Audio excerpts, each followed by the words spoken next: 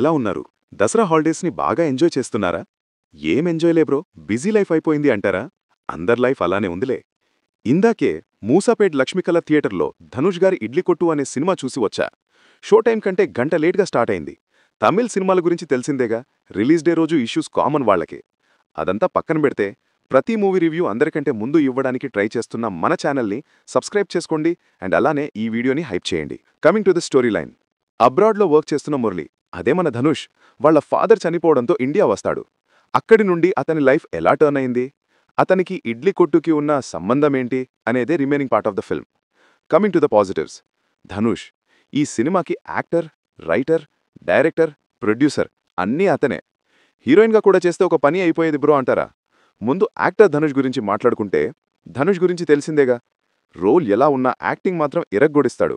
అసలు ఇలాంటి emotional roles Dhanush మాత్రమే చాలా ఈజీగా పుల్ ఆఫ్ చేయగలడు. అండ్ ఈ సినిమాలో కూడా అదే జరిగింది.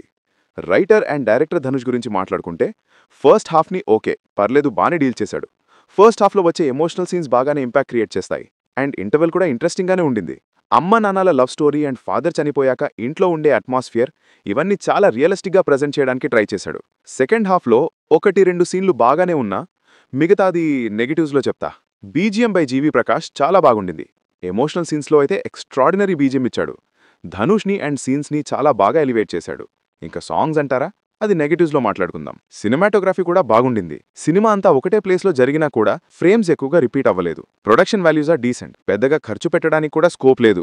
Coming to the negatives, Idli Kottu is a completely outdated story. Movie start అయిన 15 మినిట్స్కే ఈ సినిమా మనం ఎక్కడో చూసామే అనే ఫీలింగ్ వచ్చింది. ఒక్కటంటే ఒక్క సీన్ కూడా ఫ్రెష్గా కనిపించలేదు. ఇంకా స్క్రీన్ ప్లే అయితే స్టోరీకంతే ప్రిడిక్టబుల్గా ఉంది. నెక్స్ట్ ఏం జరుగుతుంది అని మనకి ముందే ఒక ఐడియా ఉంటుంది కాబట్టి ఆ క్యూరియాసిటీ ఫ్యాక్టర్ అనేదే మిస్ అయిపోయింది. స్టోరీ స్క్రీన్ ప్లే అవుట్డేటెడ్ రా బాబు అంటే నరేషన్ ఇంకా స్లోగా ఉంటుంది. మేజర్ ప్రాబ్లం అంతా సెకండ్ హాఫ్లోనే ఉండింది. ఒక్క దగ్గర స్టార్ట్ అయిన సినిమా క్లైమాక్స్ వచ్చేసరికి ఎటో ఎటో వెళ్ళిపోయింది. కొన్ని ఐడియాస్ ఆన్ పేపర్ బాగానే ఉన్నా సరిగ్గా ఎగ్జిక్యూట్ చేయలేదు. ఇంకా హీరో విలన్ కాన్ఫ్లిక్ట్ సీన్స్ అయితే చిరాకు తెప్పిస్తాయి. హీరో హీరోయిన్ లవ్ ట్రాక్ కూడా ప్రాపర్గా ఉండదు. అండ్ సాంగ్స్ కూడా ఫ్లోని డిస్టర్బ్ చేస్తాయి తప్ప వాటి వల్ల యూజ్ లేదు. Coming to the performances.